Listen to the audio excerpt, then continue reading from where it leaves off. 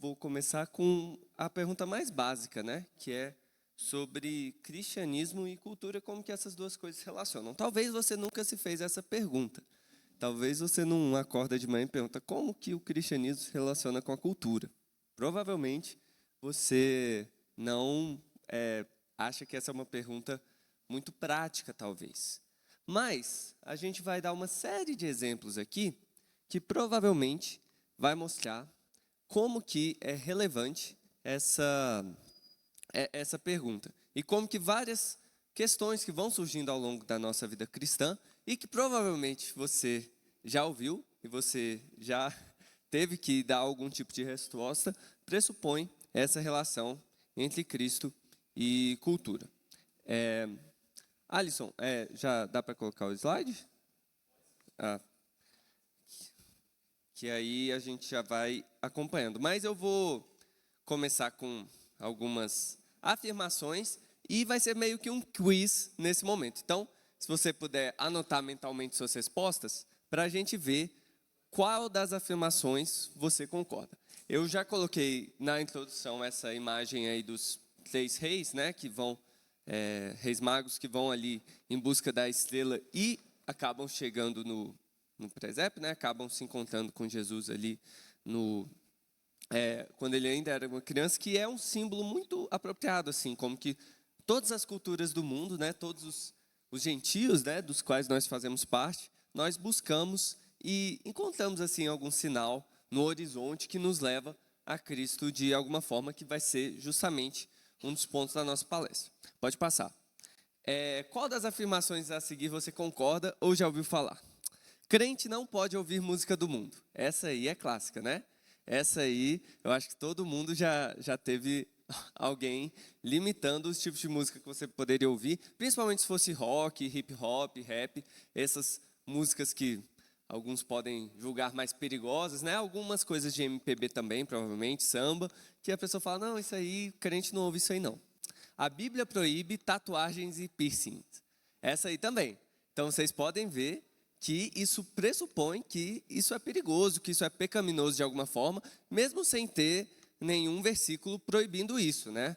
O versículo lá no Pentateuco fala sobre não poder fazer marcas no corpo, fazer parte dos rituais ali em volta da região de Israel, que várias religiões pagãs faziam aquilo como maneira de se comunicar com os mortos e se sacrificar e se flagelar em prol de algum deus. Então era uma prática religiosa que, francamente, pouquíssimas pessoas hoje em dia fazem tatuagem com algum propósito religioso em mente. Mas vamos seguir. O verdadeiro cristão, essa aqui eu já ouvi, precisa se separar do mundo, porque ele vai para o céu, enquanto a terra vai ser destruída. E tem gente que ainda adiciona, não, a terra a gente deixa para as testemunhas de Jeová, né? Porque a gente vai para o céu. Aí tem aqueles panfletinhos, né, das testemunhas de Jeová, que mostra uma família, a família toda é branca, né, claro. Aí tem uns cachorros e tá lá, né, os leões brincando na terra com umas palmeiras e tudo, né? Aí eles falam lá para você se converter para estar nessa nova terra. Mas essa ideia de nova terra é bem bíblica, aliás, como a gente vai ver. Essa aqui é mais uma brincadeira, mas todo mundo aí da década de 90, né? Os millennials aí vão se identificar também. O disco da Xuxa, ao contrário, é uma mensagem do diabo. Essa aí. Então, por isso que você não pode ver Xuxa, você não pode ouvir Xuxa. E aqui podia multiplicar para Dragon Ball, né? Porque tem um Mr. Satan. Pokémon também, né? Porque tinha aqueles efeitos visuais que tem as mensagens subliminares também, né? Nas coisas da Disney, que aí você não pode ver Disney por causa disso. E o pessoal vendia isso em igreja, né? Tinha palestras, conferências como essa só para denunciar todos os perigos que existem na cultura, né? Agora vamos para umas um pouco mais sofisticadas, talvez pareçam certas, né? A igreja não tem nada a ver com política. Olha, essa aqui o pessoal já ficou mais sério, né? Vamos ver se não tem nada a ver mesmo. O que mais importa na vida é ler a Bíblia e orar. Essa aqui parece muito certa, né? E realmente, isso faz parte de uma vida cristã equilibrada, né? Mas será que é só isso? Né? Quando você vai olhar para a própria Escritura, tem muita ênfase na oração, de meditar nas Escrituras, mas, para usar um exemplo, né? Jesus condenou muitos religiosos do dia dele que faziam isso aqui à torta e à direito, e faziam muito mais do que a gente também. Então, será que é só isso? Se você concordou com alguma dessas frases, já está aqui o seu paradigma. Pode passar. Você, em algum grau, acha que Cristo está contra a cultura. Pode passar. E isso tem uma linha nobre dentro da tradição cristã. Eu vou usar aqui, primeiramente, 5 categorias que um teólogo do século XX chamado Helmut Richard Niebuhr foi quem categorizou no livro dele Cristo e Cultura pela primeira vez. Claro que já tinham outros trabalhos, mas ele usou essas categorias pela primeira vez. Pode deixar lá na anterior, isso. E são 5 paradigmas, a gente vai falar dos 2 primeiros e depois dos outros 3. E o primeiro que ele apresenta é esse, Cristo contra a cultura, que existia bastante no começo do cristianismo, né? Tem ali uma imagem da perseguição dos primeiros cristãos, né? Aquela ideia de eles serem levados para serem comidos por feras nos anfiteatros e coliseus do Império Romano, né? E, inevitavelmente, numa cultura dessa, você precisava se separar dela em algum grau para ser cristão, né? Porque você era enxotado dela, literalmente você era perseguido por ela. Algum dos teólogos mais representativos disso no cristianismo primitivo foi Tertuliano. Tem uma célebre frase que falou: o que Jerusalém tem a ver com Atenas? Né? Então, Jerusalém, a cidade dos profetas, do povo escolhido de Deus, e Atenas, que é a cidade dos filósofos, né?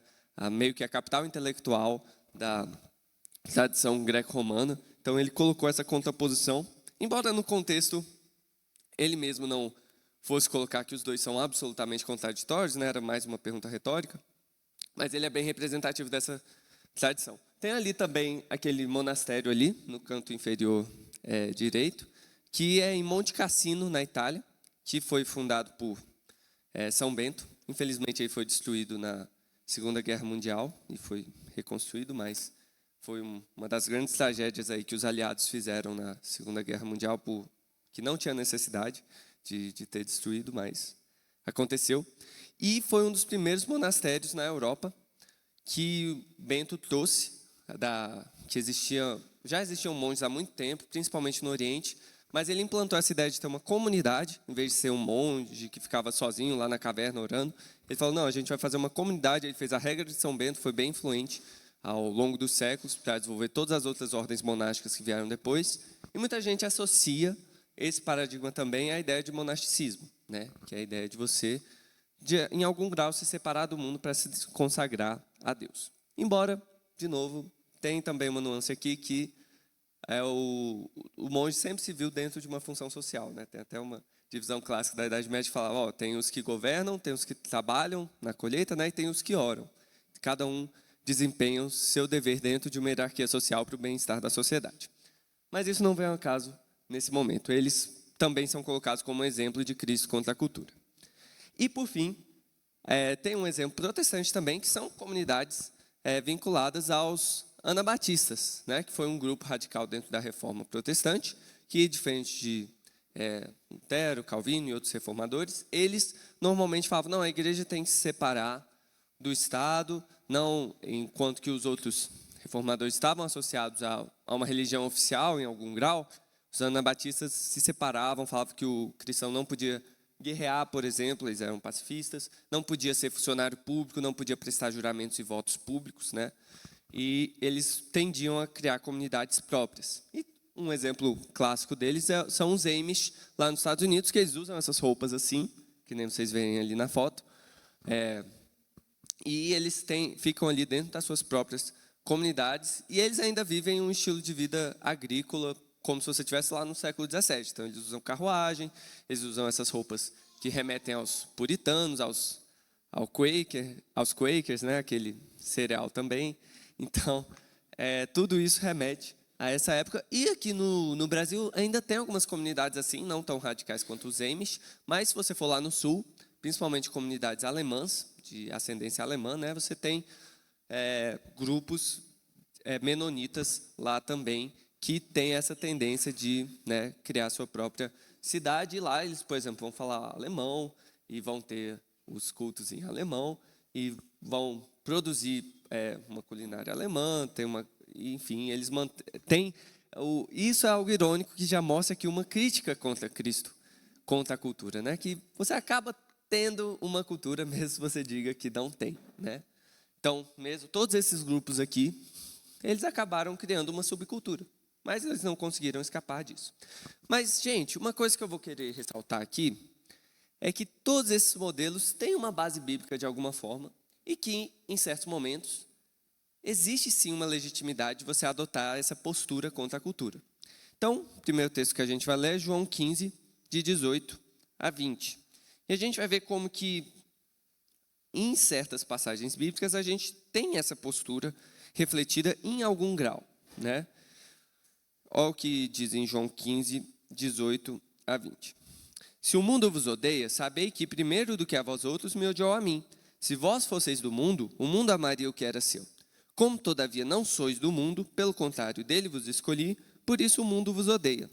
Lembrai-vos da palavra que eu vos disse, não é o servo maior do que seu senhor. Se me perseguiram a mim, também perseguirão a vós outros. Se guardaram a minha palavra, também guardarão a vossa. Então aqui o Senhor Jesus prevê que o mundo vai odiar os discípulos dele em algum grau. E que isso é, em certo grau, necessário. Uma decorrência do fato de Jesus ter escolhido é que a mesma reação que houve contra Jesus haverá também contra os seus escolhidos neste mundo. Então, em certa medida, nós vamos ter sim uma oposição entre igreja e mundo. E entre os elementos caídos de uma cultura e o próprio Cristo. Agora, isso não quer dizer que essa postura sempre seja correta. Por mais que muitas pessoas sejam sinceras em seguir a Cristo, não ouvir música do mundo, não ver filme da Disney e tudo, nós vamos ver que não necessariamente essas coisas são totalmente antagônicas a Deus e que, em diferente contexto de perseguição ou de compromisso moral claro, como, por exemplo, se você é um missionário e está numa cultura que pratica o canibalismo, é óbvio que você vai ter que se opor a esse elemento da cultura. Não tem como você falar, não, deixa eu ver aqui como que a igreja pode se acomodar a isso. Mas, por mais que seja uma forma sincera e seja importante a igreja deixar claro que ela é sim diferente do mundo, o principal problema dessa postura é que não só é impossível fugir da cultura, porque você vai acabar criando uma subcultura, é porque nós acreditamos que Jesus Cristo é Senhor da natureza, é Senhor da história. Ele não é só um amigo da alma, ele não é só um namorado da sua intimidade espiritual. Não, ele é Senhor de todas as coisas. Então, por causa disso, nós não podemos jogar a cultura fora. E aí, claro que tem uma reação, né? Pode passar. Que aí vem as próximas perguntas do quiz. Que vai para o extremo oposto, né? Muita gente vai falar, a principal mensagem que Jesus veio ensinar é a mesma de todas as religiões, o amor ao próximo. Então, vocês veem aí que agora tem uma tentativa oposta, que não é distanciar o cristianismo e Jesus do resto do mundo, é sim identificá-los. Falar, você lá no fundo vai encontrar que o cristianismo é igual às outras religiões. E essa aproximação pode ser feita a certas ideologias políticas também. Quando, por exemplo, se afirma que Jesus era um revolucionário social morto por defender oprimidos.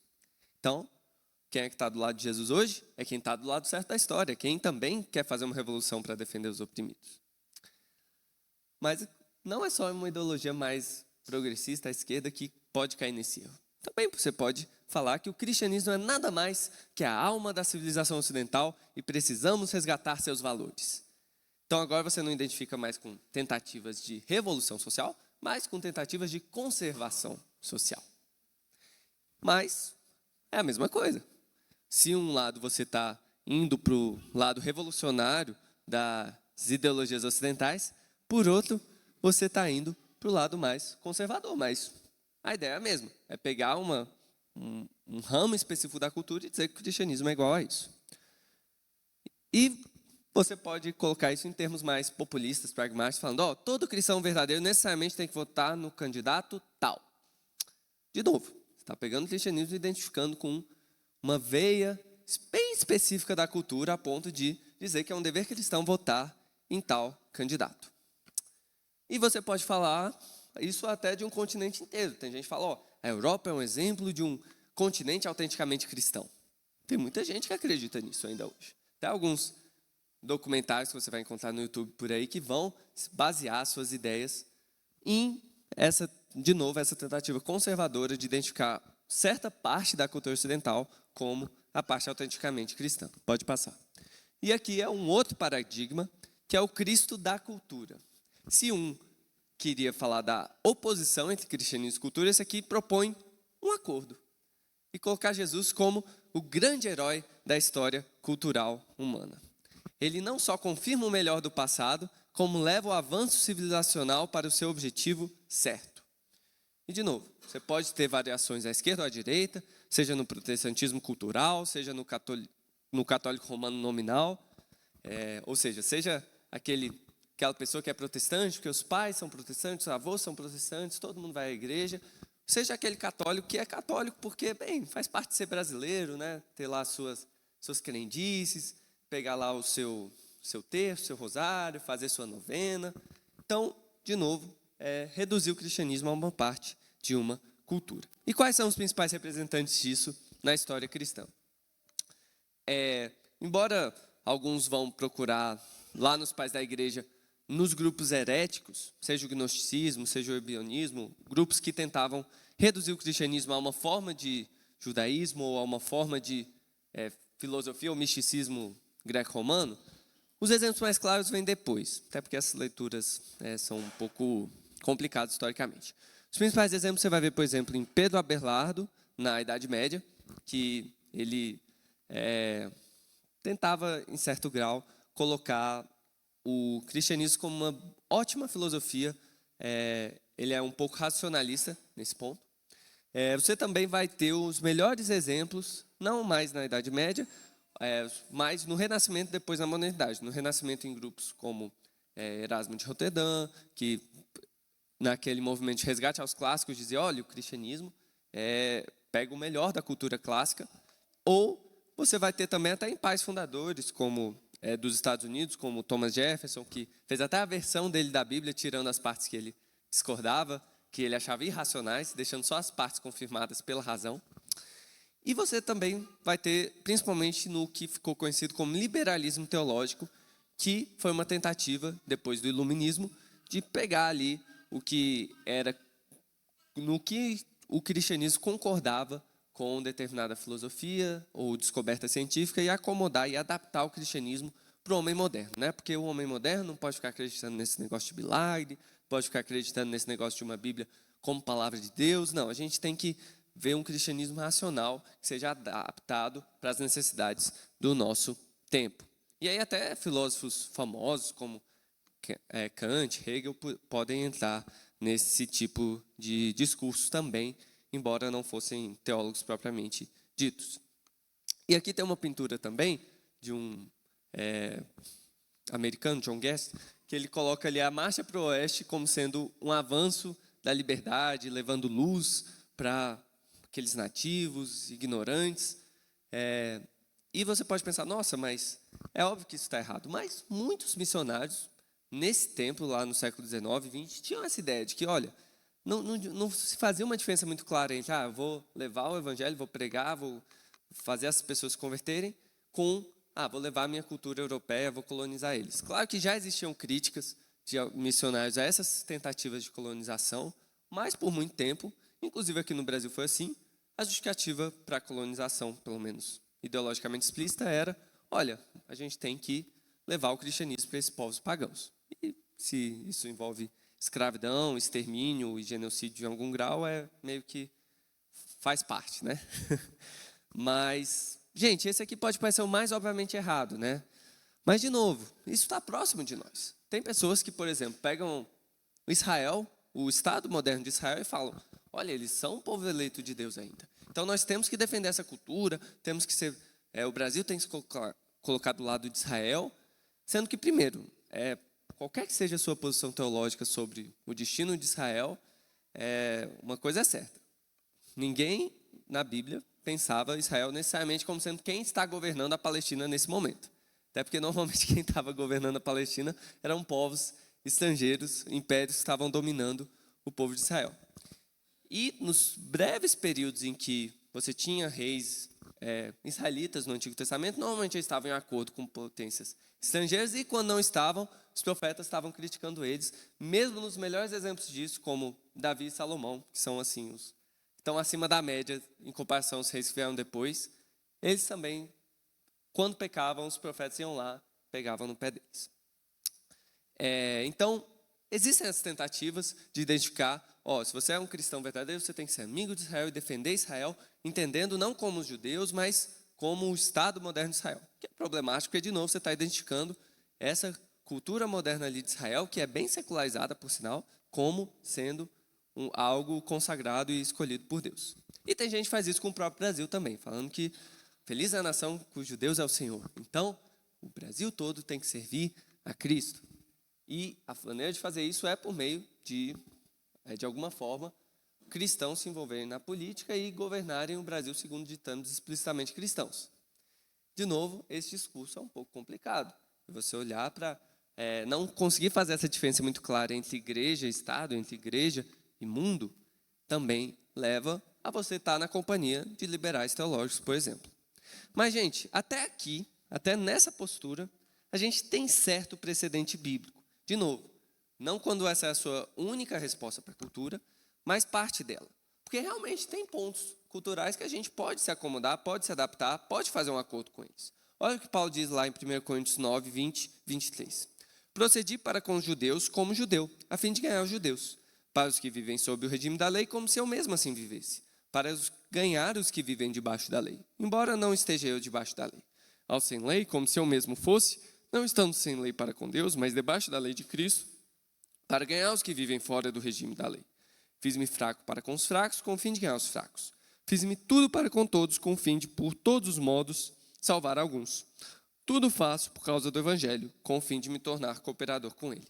Então, Paulo fala, olha, tem elementos dentro da prática judaica, e ele também vai falar, tem elementos dentro da prática gentílica, de quem não é judeu, que eu posso adotar, que eu posso praticar, desde que, claro, ele fala, mas eu ainda tenho uma lei para com Deus, eu ainda tenho uma relação com Deus que eu não posso deixar que isso deturpe. Mas quando o elemento cultural não interfere diretamente nisso, eu posso adotar ele sim. E nós vemos isso. Qualquer missionário que você conversar hoje em dia, ele vai falar para você que ele não pode rejeitar completamente a cultura que ele está e, de vez em quando, ele vai ter que comer como essa cultura, como falar como essa cultura fala, e ele não precisa mudar tudo para introduzir o evangelho nessa cultura. Então, tem um lado certo, até mesmo nessa postura. Então, agora a gente vai ver para além dos extremos, que é onde está a maioria dos cristãos. Pode passar. Para além dos extremos, nós vimos que eles acabam se tocando em algum grau, porque eles separam razão e revelação, eles separam de modo que o pecado seja afetando apenas um setor da cultura, seja a música do mundo, seja uma elite opressora, seja alguns esquerdistas revolucionários. Todas as posturas acham que o pecado está só em uma parte da cultura, quando, na verdade, o cristianismo fala que o pecado afetou tudo. Não é só a sua parte mais odiada da cultura, é a condição humana em si que foi afetada pelo pecado. E os dois podem ser uma forma de legalismo, seja por meio de um discurso politicamente correto ou politicamente incorreto, que você tem que adotar, seja porque, o verdadeiro cristão não pode usar, se for mulher não pode usar calça, se for homem não pode, ter barba, enfim, essas ideias que existem por aí acabam sendo de alguma forma legalistas. Mas o problema principal é que essas duas posturas não colocam uma conexão entre natureza e cultura, entre história e criação, entre o Deus Criador e o Senhor Redentor. O Deus Trino, ele é soberano sobre tudo, inclusive sobre a própria cultura. Agora vamos então para as posturas mais sofisticadas, por assim dizer. Pode passar. Qual dessas frases mais te agrada? Essas todas são bonitas, todas são boas. A primeira, a graça não destrói, mas aperfeiçoa a natureza. A segunda, um cristão é senhor livre sobre as coisas e não está sujeito a ninguém. Um cristão é um servo prestativo em todas as coisas e está sujeito a todos. A terceira, não há um sentimento quadrado em todo o domínio de nossa existência sobre o qual Cristo, que é soberano de tudo, não possa clamar, é meu. Acho que a maioria vai ficar com o último, porque as pessoas já conhecem a procedência da citação. mas todas parecem boas em algum grau. Anote aí qual que você achou a melhor. Pode passar. Agora, qual dessas obras de arte você preferiria presenciar? Explorar uma catedral gótica na Europa, ouvir uma peça musical de Bach executada por sua orquestra favorita, ou ver uma exposição das pinturas de Rembrandt? Então, de novo, a gente vai ver que todos esses tipos de arte remetem a certa postura entre cristianismo e cultura. Pode passar. E, por fim, alguns filmes que também são exemplos dessas posturas que a gente vai explorar. O primeiro conjunto, Senhor dos Anéis, Poderoso Chefão e A Lista de Schindler. É só filme bom. A segunda lista, também só filme bom. Carruagem de Fogo, Silêncio e Cavaleiro de Copas. Na verdade, qualquer filme do Malick dá para colocar nessa do meio também. Agora, a terceira. Essas aqui podem ser um pouco mais difíceis de identificar, mas também são ótimos filmes. A Festa de Babette, Selma e Até o Último Homem. Né? Ali ficou A Chegada. Também serve A Chegada. Mas podia colocar Até o Último Homem ali no terceiro também. Todos esses filmes também refletem certa postura. Fica aí o dever de casa, quem quiser assistir um desses filmes e conectar com uma das posturas que a gente vai ver. Então, se você respondeu mais a letra A, pode passar. Você está numa postura mais próxima do que foi majoritário no Ocidente, representado principalmente por Tomás de Aquino. E, de novo, não é algo restrito à Igreja Católica Romana, porque muitos, dentro da tradição reformada e luterana, logo ali no período que a gente ficou conhecido como escolasticismo protestante, beberam bastante de Tomás de Aquino e outros escolásticos também. E nesse ponto, eles provavelmente iriam concordar com Tomás de Aquino, que é a ideia de Cristo acima da cultura. Então, a ideia aqui é uma síntese entre Cristo e cultura. Cristo é o cumprimento do melhor que há dentro de uma cultura. Ele é o restaurador das instituições da verdadeira sociedade. Mas tem algo em Cristo que não pode ser reduzido à cultura, é algo que vem de fora. Cristo traz dons que nenhuma cultura consegue gerar por si mesma. Para deixar isso um pouco mais claro, a ideia aqui vai ser parecida com o que Jesus fala lá no Sermão do Monte, lá em Mateus 5, que ele diz, eu não vim revogar a lei, eu vim para cumpri-la.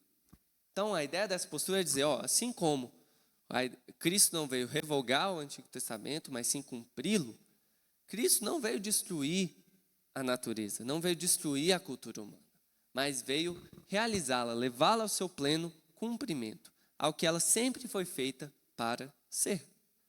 Então, isso parece uma ótima ideia e a gente tem ótimos exemplos aqui.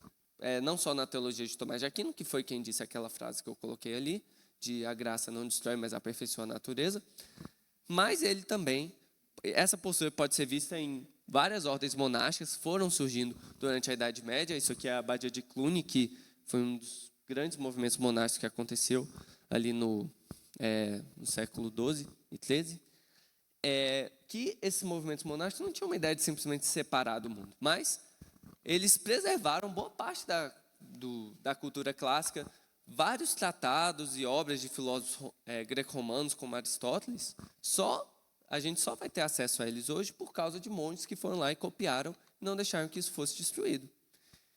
E muitos dos avanços científicos também naquele tempo, como observação astronômica e até mesmo algumas descobertas científicas, vieram também de ordens monásticas. E até mesmo em tempos mais recentes, como no século XIX, XX, o Lamarck, por exemplo, que era um cientista, e vários outros cientistas têm uma origem em algum tipo de ordem monástica que valorizou sempre esse lado da pesquisa e do descobrimento científico. E isso não se aplica apenas na parte da ciência. Na parte da sociedade, você vai conseguir pensar em vários exemplos de missionários ou monges e freiras que fizeram algum impacto social, né? De Madre Teresa de Calcutá a exemplos também protestantes que, em algumas culturas, levaram a semente de ideias como democracia, ciência e tudo mais que não conheciam isso. E até desenvolvimentos linguísticos também, de pesquisa, foram feitos por missionários no campo. E, para citar um exemplo de uma obra de arte, uma obra literária até, se você gosta de Senhor dos Anéis e de todo o universo que o Tolkien criou em torno da Terra-média, ele inclusive falou que o Senhor dos Anéis é uma obra fundamentalmente católica, ele vai se basear bastante nessa ideia.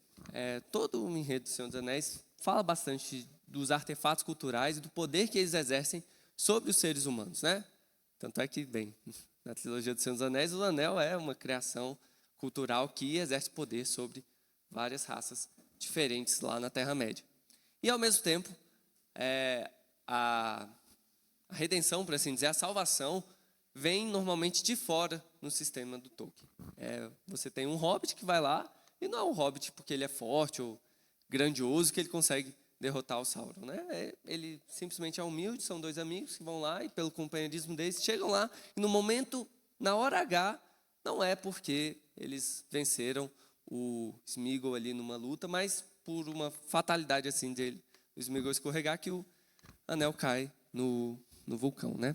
E o Tolkien tinha essa ideia de eucatástrofe, né? Que por mais que a história seja uma longa derrota e as coisas tendem a piorar, existem alguns momentos em que, inexplicavelmente, acontece uma catástrofe boa, acontece uma surpresa que vem não dos esforços humanos ou élficos ou de anões, mas vem do alto, de alguma forma.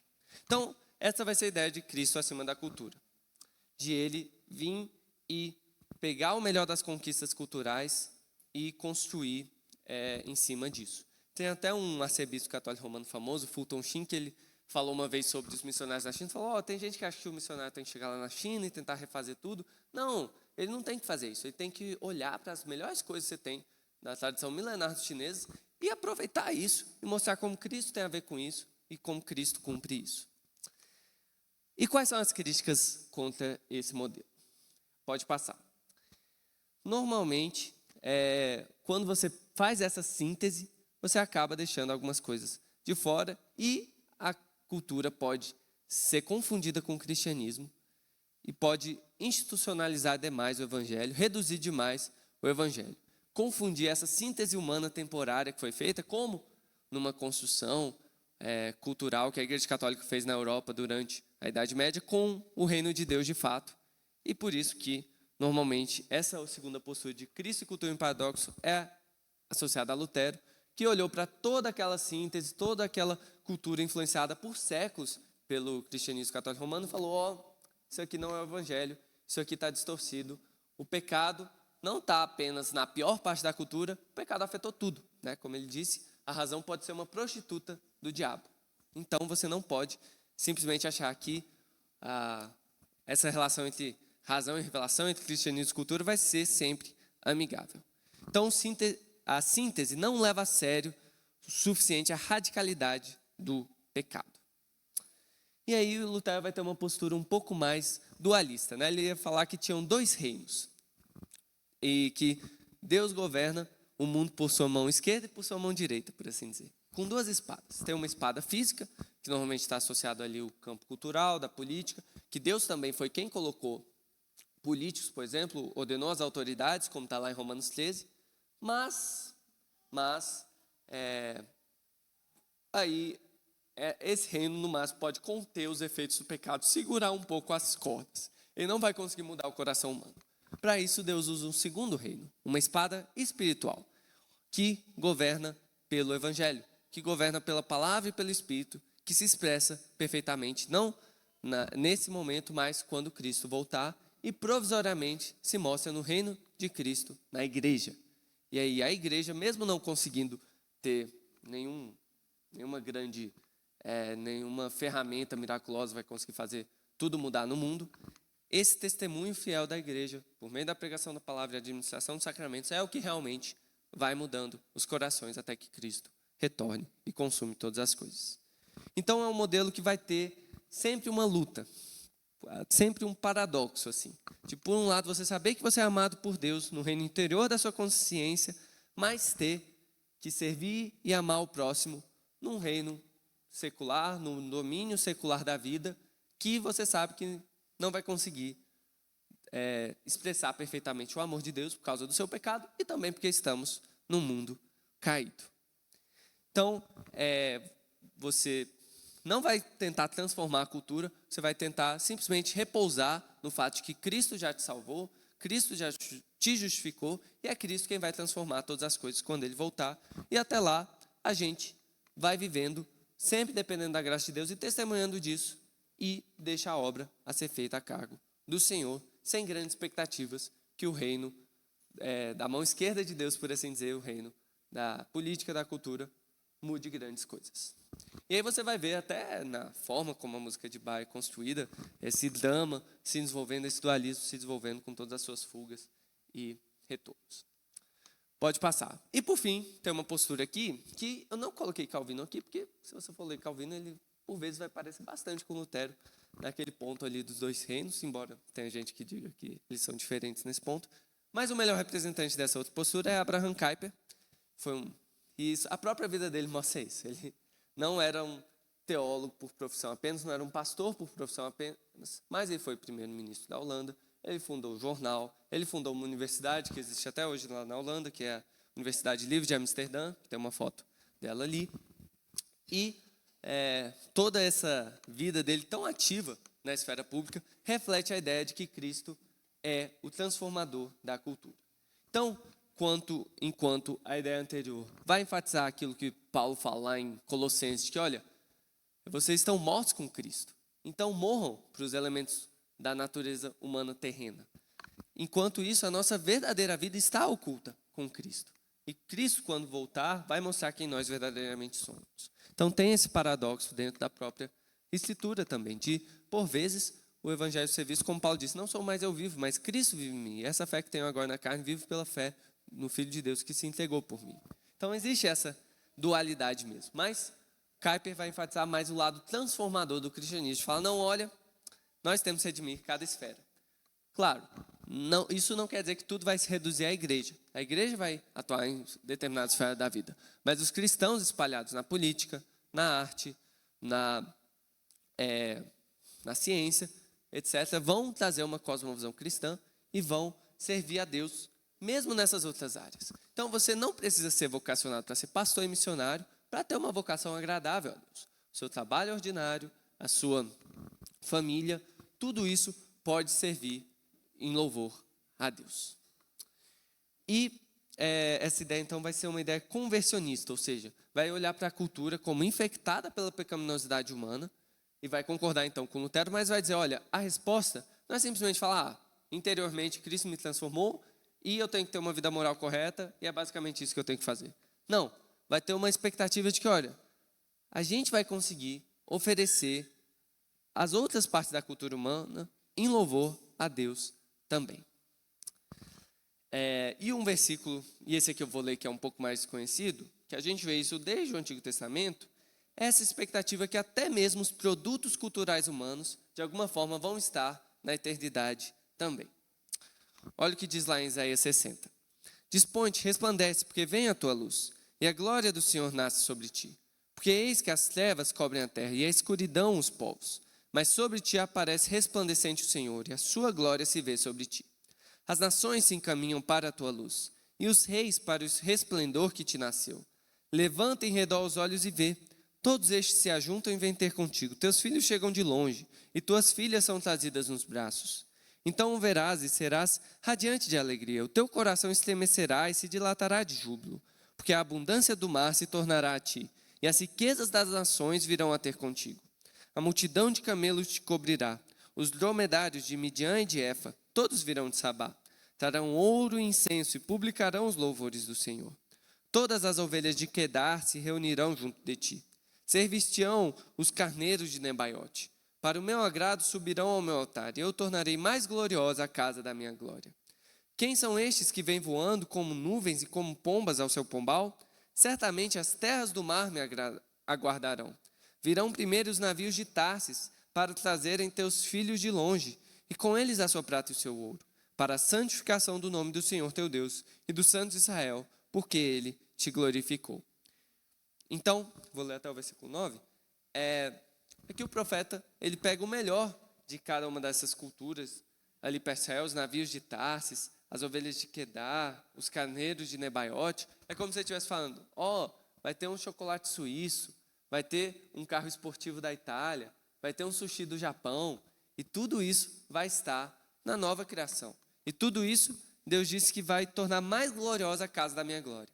Então, a habitação dele no templo lá com Jerusalém vai dizer, olha, eu vou embelezar, eu vou manifestar a minha glória por meio dos produtos culturais de povos que não são de Israel. Então, existe essa expectativa de que mesmo esses produtos culturais podem glorificar a Deus e vão ser transformados quando incorporados no templo do Senhor. Gente, vocês podem esperar, pode passar. Aí vocês podem pensar, né? Qual que é a certa, né? Qual que é a certa? Provavelmente você vai falar, ele falou esse último do Kuyper. Deve ser essa a certa, né? Porque normalmente você deixa o certo para o final. Mas eu vou argumentar que não. Como eu falei no começo, eu creio que existe, não sou eu sozinho que falo isso, o D.A. Carson, no livro dele, Cristo, Cultura, uma Releitura, argumenta justamente isso, que, olha, existe uma pluralidade de modelos bíblicos. Todas as posturas têm alguma base bíblica de alguma forma. Então, essas posturas diferentes, a depender da cultura que você se encontre e da época da história que você se encontre, cada uma delas pode ser justificada. E tem um a mais também, né? Eu intencionalmente citei mais exemplos da Europa, que normalmente são citados como bons exemplos de construção cultural cristã, mas que não é necessariamente verdade.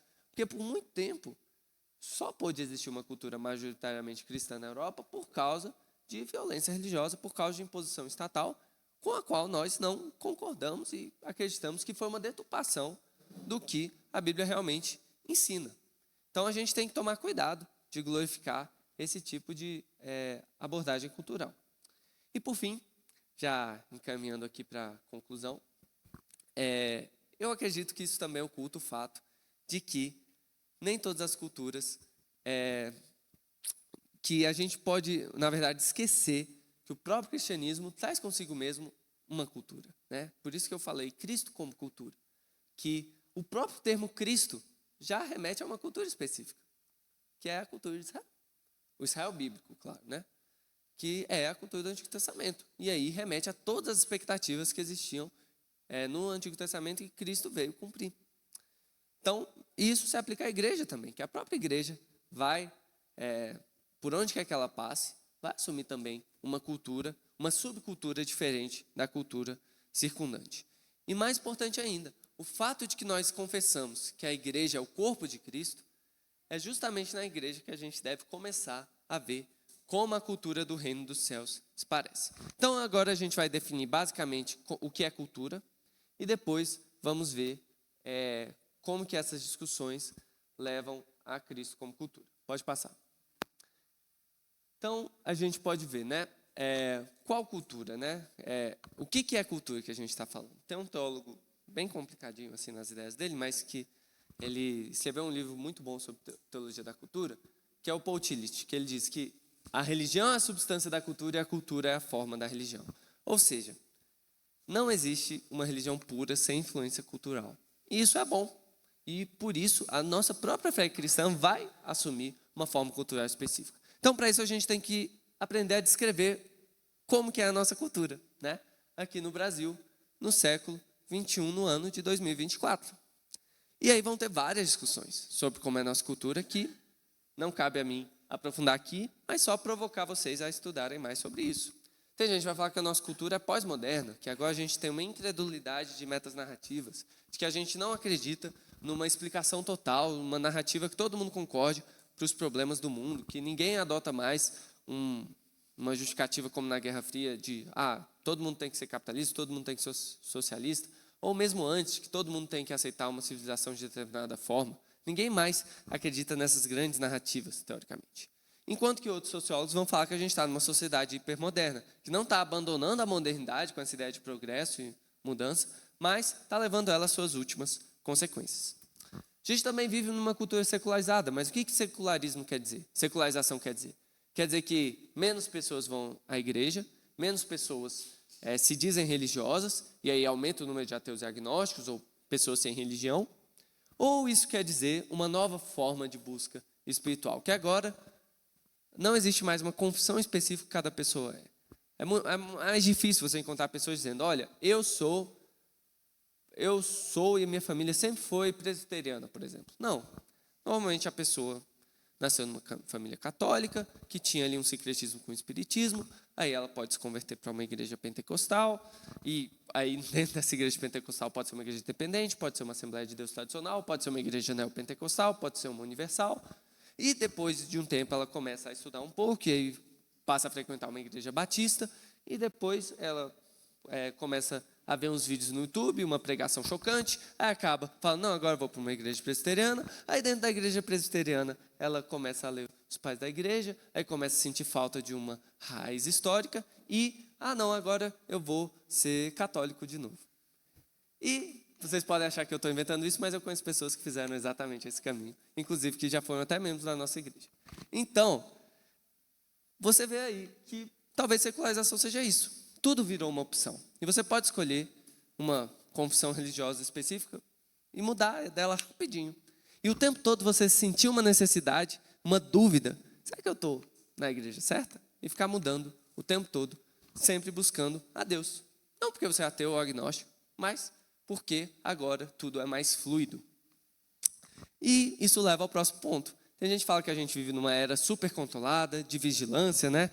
Que se eu ficar falando aqui uma palavra tipo videogame, o meu celular vai mostrar uma propaganda de videogame daqui uns 10 minutos, né? E que a gente é vigiado o tempo todo, e aí nas redes sociais a gente não pode falar nada, senão a gente é cancelado, a gente é vigiado, que aí a gente pode ser processado pelo que a gente fala, se for considerado fake news, etc. E ao mesmo tempo, a gente vive uma era da ansiedade, principalmente depois da pandemia, né? Que a gente sente uma falta de controle sobre as coisas, como se qualquer momento nossa vida pudesse sair dos eixos. E a gente fica ansioso porque a gente não consegue controlar o futuro. Por mais que a gente tenha tecnologia moderna, remédios, etc., a gente pode morrer a qualquer momento. Principalmente depois da pandemia, tem essa angústia e essa ansiedade muito forte que não se reflete apenas nos diagnósticos que aumentam a cada ano, mas na nossa própria abordagem no mundo, que tudo é muito rápido e a gente sente necessidade de ter tudo bem controladinho para a gente ser produtivo. Tem gente que diz que a gente vive numa sociedade neotribalista, em que cada um tem a sua tribo, cada um tem os seus influencers preferidos que seguem no Instagram e suas comunidades, os seus grupos de WhatsApp, e que todo mundo pensa igualzinho ou de forma massificada de acordo com isso. Enquanto que tem outras pessoas que dizem, não, cada um é um self-terapêutico. O seu eu, a sua identidade é pensada a partir dos seus afetos, do que você gosta. E se o que você gosta é ser um novo gênero, quem sou eu para julgar você querendo ser um novo gênero? Então, a individualidade se tornou radical, a sua expressão individual é o que mais importa, o que importa é ser feliz. Então, a gente vive em tribos ou é cada um por si? E, por fim, isso se aplica até nas discussões sobre a cultura brasileira, né? Sérgio Buarque de Holanda falou que o brasileiro era um homem cordial. Não cordial no sentido de ser educado e polido com as pessoas, mas cordial no sentido de vir do coração. Era alguém que não sabia lidar com a coisa pública. Só sabia lidar com o privado e dominava o público pelo privado. Então, ele só seguia os seus afetos. E por isso que o brasileiro podia ser violento e que isso vinha da cultura da casa grande, da senzala, de a casa, a família tradicional dominar tudo. E, ao mesmo tempo, ele mesmo disse que com a urbanização isso ia acabar porque tudo ia ficar mais impessoal e racionalista. Então, gente, é difícil descrever a nossa cultura. Como que a gente deve fazer diante de tantas opções? E aqui eu coloco alguns passos, pode passar, que o Van Hooser coloca para ler textos culturais, né? Aqui eu deixei em branco porque esses slides estão um pouco desatualizados, mas ele coloca 10 passos. Primeiro, compreender antes de interpretar. Segundo, ver o que o texto cultural faz, e não só o que ele diz. Terceiro, considerar o mundo por trás, do e em frente ao texto. Determinar quais principados e potestades o texto serve, buscar a hipótese de mundo, a metáfora raiz do texto, ter uma interpretação holística e dar descrições densas e não redutivas do texto. E assim você vai conseguir, primeiro, entender o que a sua cultura propõe, o que ela está fazendo com você, interpretar ela como se fosse um texto, identificar, sim, a quais principados e potestades a sua cultura serve e entender qual fé, qual religião, qual forma de ser humano a sua cultura propõe e localizar tudo isso na Bíblia como criação, queda e redenção. Pode passar. Gente, agora chegando então ao fim, quem é Cristo? E essa é a nossa última e mais fundamental pergunta. A gente está falando de Cristo e cultura, de Cristo como cultura, mas quem é Cristo? Tem uma citação muito boa do Robert Jenson, foi um teólogo luterano, sobre isso. Se a igreja é o corpo de Cristo, isto é, a igreja é a disponibilidade de Cristo para o mundo, e se este corpo de Cristo, a igreja, é uma cultura, segue-se que Cristo é uma cultura. Cristo é o que Agostinho chamou o todo Cristo. Ele tem a si mesmo e tem os seus discípulos como parte de si mesmo. E somente como ambos ele tem a si mesmo. A sua pessoa, assim como a nossa, se constitui por sua vocação e o desenvolvimento desta. Mas a sua missão era precisamente se dar inteiramente a outros. Este é o meu corpo dado por vós. Já que Cristo é a igreja, ele é, nesse mesmo sentido, uma cultura, a cultura que a igreja é. Então, claro, que Cristo é o cabeça desse corpo, então existe certa transcendência dele em relação a essa cultura, mas a gente tem que olhar para a igreja e dar a ela um local privilegiado na forma como a gente pensa sobre a cultura e colocar a nossa cultura dentro da narrativa bíblica, que tem sim criação, queda, redenção e consumação. Então a gente começa lá com Deus, que em sua comunhão trina de amor não precisa de criaturas, mas dá a elas o seu ser em pura e livre liberdade de amor. Então a cultura, que é a nossa criação, tem que refletir isso também. Que a cultura é uma coisa livre, a gente não precisava criar. Mas nós também não precisávamos ser criados. Então ela tem que ser excêntrica, no sentido de que o centro dela deve estar fora dela mesma. Deve estar centrada em Deus.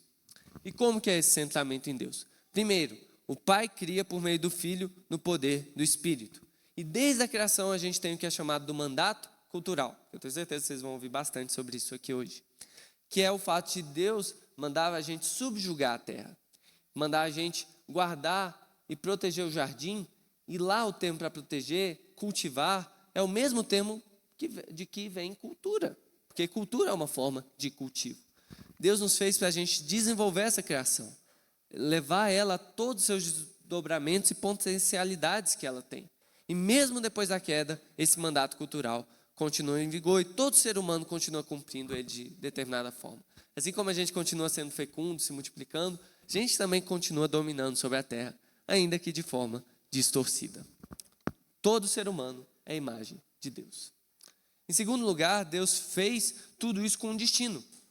E o Espírito enviado pelo Pai e pelo Filho é o que conduz à consumação. A Bíblia começa com a imagem de um jardim e o final é a imagem de uma cidade, que tem um jardim no meio dela. Então, o plano de Deus sempre foi ter esse desenvolvimento, ter essa construção, ter essa cultura humana junto à natureza. Muita gente acha que a ideia dos novos céus e nova terra é chegar a um mundo assim, como se você estivesse num grande zoológico, andando pelado lá o dia todo, coisa assim. Não, gente. A imagem bíblica é de uma grande cidade, a Nova Jerusalém, que vai ser feita de ouro, que vai ter as riquezas das nações, como a gente leu no texto bíblico. Então, o plano de Deus para o destino final da humanidade é nós habitarmos com Ele numa construção cultural humana também, e no mundo que Ele criou. Então, o mandato cultural ele é cumprido em Cristo, que é cheio do Espírito Santo. E é por isso, gente, que a gente pode falar de graça comum. O que é graça comum? É que a gente pode olhar para uma música do mundo, a gente pode olhar para um CD da Xuxa, a gente pode olhar até mesmo para candidatos políticos e ver a graça de Deus nessas coisas, mesmo que não tenham sido feitas por crentes. Porque Deus ama cada pessoa, ainda que essa pessoa não vá ser salva e não seja eleita de Deus.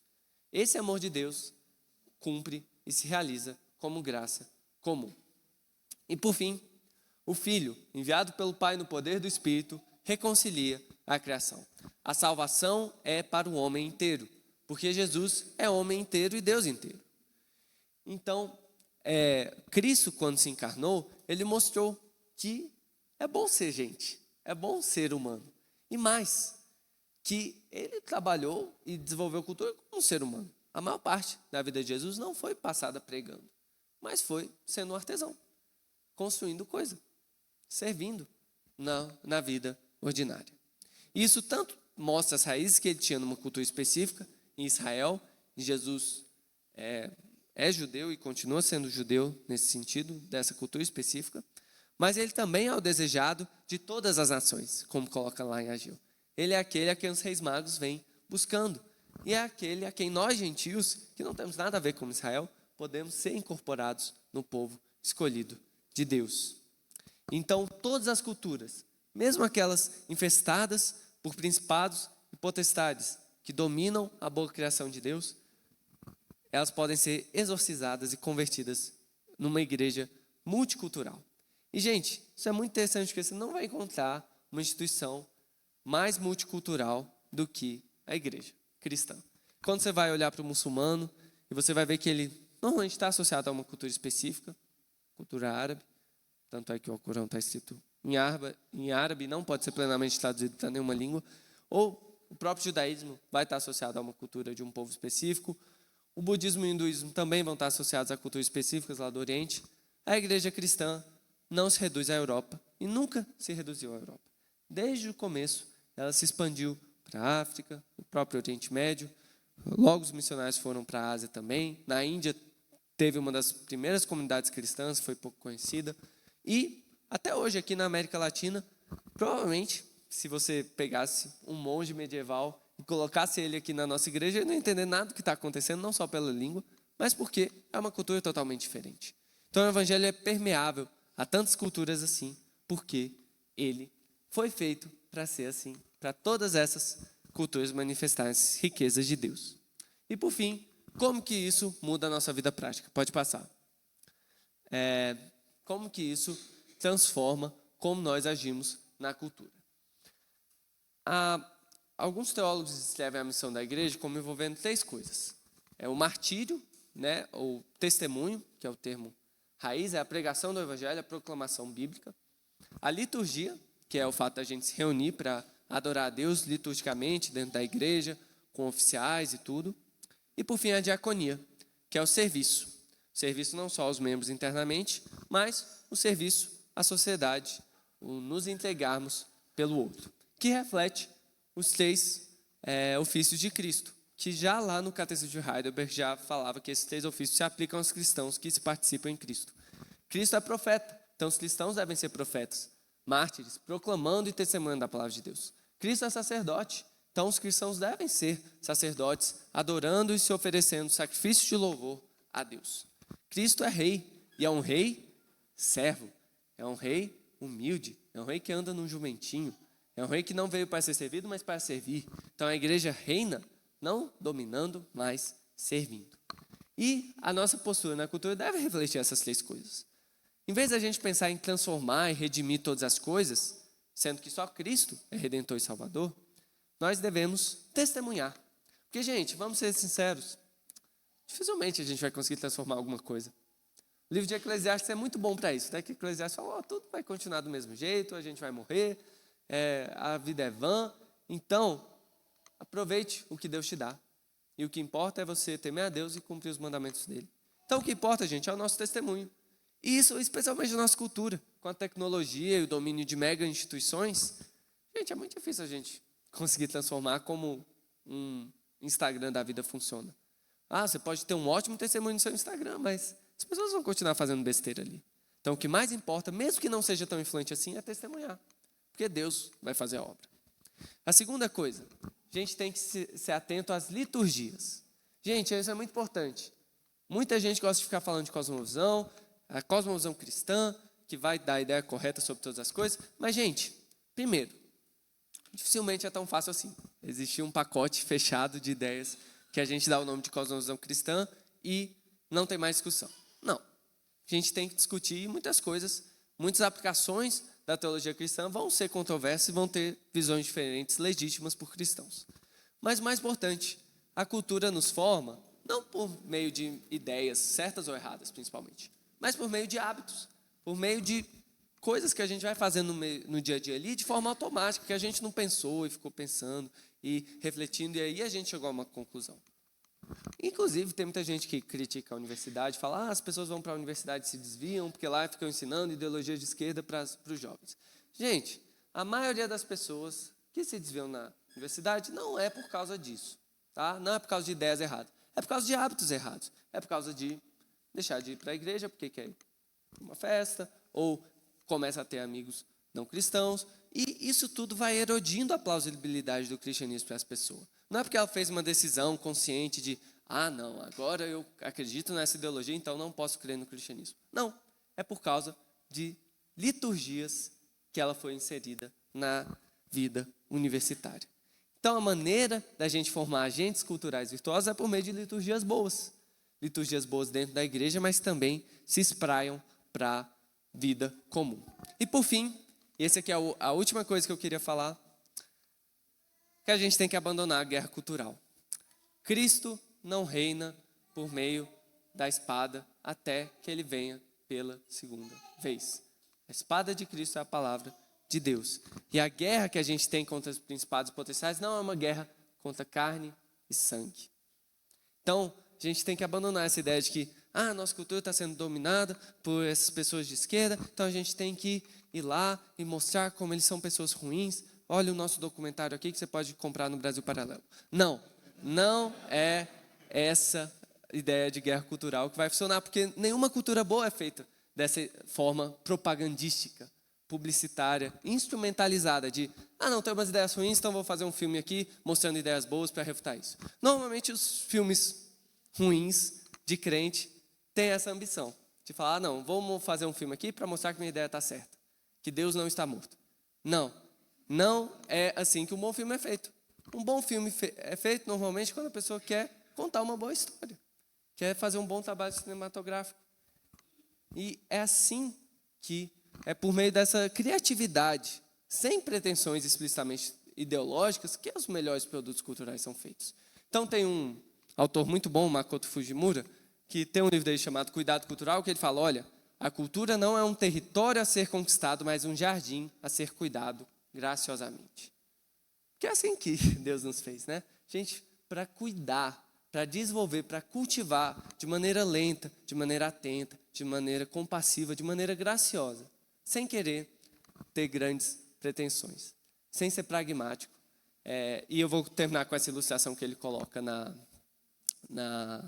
livro dele, que ele fala que ele, quando se casou, ele estava numa situação muito difícil financeiramente com a esposa dele, porque os dois tinham essa ideia de ser artistas e tudo, eles tinham que trabalhar em empregos difíceis para sobreviver, que não tinham nada a ver com a vocação deles, né? E aí, ele estava todo dia preocupado com as contas que ele tinha para pagar, com o apartamento pequeno que eles tinham e tudo. E a esposa dele foi lá e um dia comprou um buquê. Ele ficou, poxa, por que você gastou dinheiro com um buquê? Vou colocar uma flor aqui. Aí ela falou, é porque a gente tem que alimentar as nossas almas também. Então, gente, muitas vezes a gente vai ficar preocupado de, eu tenho que mostrar que o cristianismo está certo, tenho que converter essas pessoas. E a gente vai olhar para a cultura de forma pragmática, instrumentalizada, como se a gente tivesse que pagar as contas do mês. Mas, gente, às vezes o que vai mais convencer o não cristão é um testemunho silencioso, são boas liturgias e você cuidar de fazer boas flores culturais, por assim dizer, e alimentar a alma de um mundo carente. E assim que a gente vai mostrar Cristo para a nossa cultura, dentro de uma cultura específica da nossa família, da nossa igreja, às vezes até na nossa empresa, mas testemunhando com bons hábitos e cuidando das nossas vocações. Amém? Antes de passar para as perguntas, vamos fazer uma breve oração?